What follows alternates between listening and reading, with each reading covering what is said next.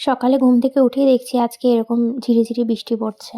আর দেখো গাছের আমগুলো কি সুন্দর ধরেছে। আজকে সকালের খাবারে ছিল রুটি, তার সাথে ছিল ছানা আর একটা কলা। এই ছানা ভীষণ অপছন্দের খাবার আমার, তবুও এখন খেতে হচ্ছে। তারপরে তো মেয়েকে খাইয়েও একটু ওকে নিয়ে পড়তে বসেছিলাম।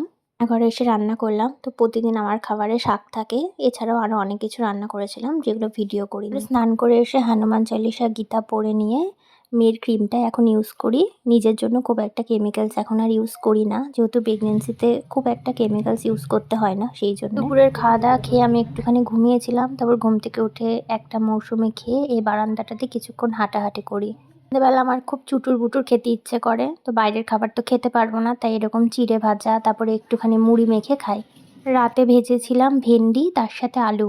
আর আলু ভেন্ডি আর ঘি দিয়ে রাতের ডিনারটা শেষ করেছিলাম, আর কিচ্ছু খেতে ইচ্ছে করছিল না। তারপরে রাতের মেডিসিন নিয়ে ঠাকুরের নাম করে আজকের মতো ঘুমিয়ে পড়লাম। টাটা।